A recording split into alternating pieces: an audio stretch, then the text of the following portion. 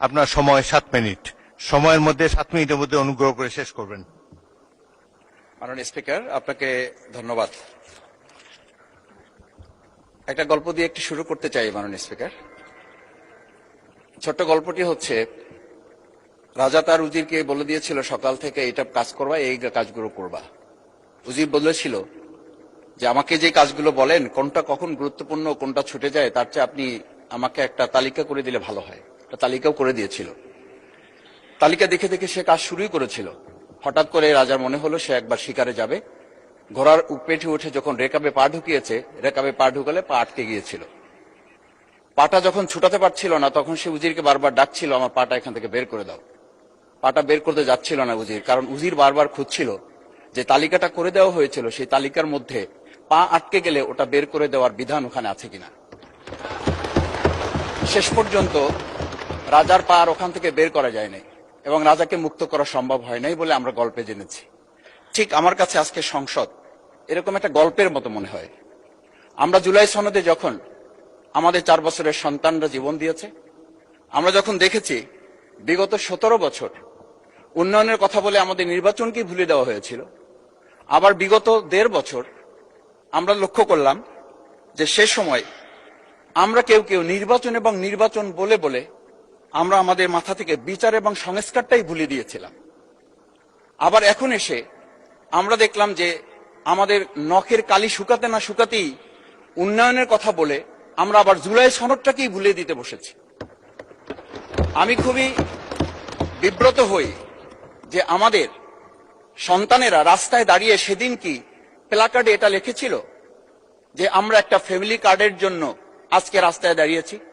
সেদিন তারা দাঁড়িয়েছিল, মাননীয় স্পিকার, সেদিন তারা দাঁড়িয়েছিল, লেখা ছিল রাস্তাগুলোতে আমাদের সন্তানেরা বুকে গুলিবিদ্ধ হয়ে পা হারিয়ে চোখ হারিয়ে দাঁড়িয়ে রাস্তা ব্যারিকেড দিয়ে লেখা ছিল রাস্তা সংস্কারের কাজ না, রাষ্ট্র সংস্কারের কাজ চলছে। আমরা যেন সংস্কারের কথাটা মাথায় নিতে পারছি না।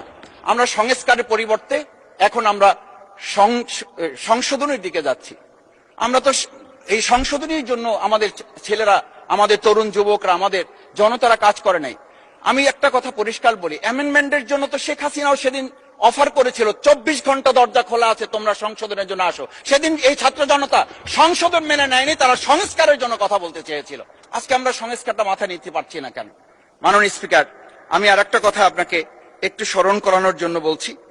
আমরা ছোট সময় আমি বাংলায় সাহিত্যে অনার্স করা, আজকে আমাকে আপনি স্নেহের সাথে মাসুদ বলে বলেছেন। আমার সংসদের নাম শফিকুল ইসলাম। এই মাসুদ নামটা যারা একেবারে খুব আমাকে স্নেহ করেন, আদর করেন, তারাই ডাকেন।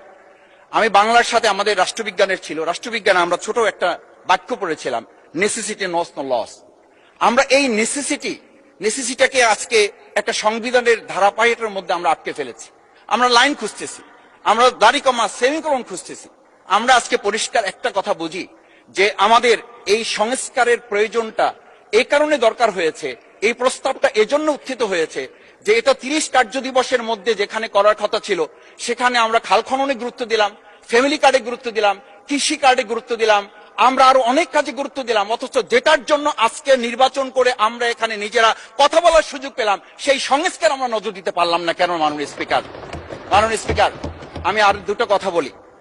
আমরা আমাদের প্রিয় মাতৃভূমি বাংলাদেশ, এই বাংলাদেশের সামগ্রিক প্রয়োজনকে সামনে রেখে আমাদের একটা কথা মাঝে মধ্যেই বলতে হয় যে আমরা যখন এই রাষ্ট্র সংস্কারের কথা, আমাদের সংবিধানের ধারাগুলোর কথা বলি, আমাদের কাউকে আমরা এই কথা বলতে শুনি যে গণভোটে যে 4টা বিষয় উল্লেখ করা হয়েছে, আমাদের এই 70% লোকরা ভোট দিয়েছে, 51% সরকারি প্রতিনিধিত্ব করছেন। আমি তো একটা কথা যদি পরিষ্কার করে সরকারি বেঞ্চে যারা আছেন, ট্রেজারি বেঞ্চে যারা আছেন, তাদের বিনয়ের সাথে যদি জিজ্ঞেস করতে চাই যে আমরা 51% ফ্যামিলি কার্ডের পক্ষে ভোট দিয়েছে আর আমাদের 70% তো জুলাই সনদের ভিত্তিতে রাষ্ট্র গঠনের পক্ষে ভোট দিয়েছে।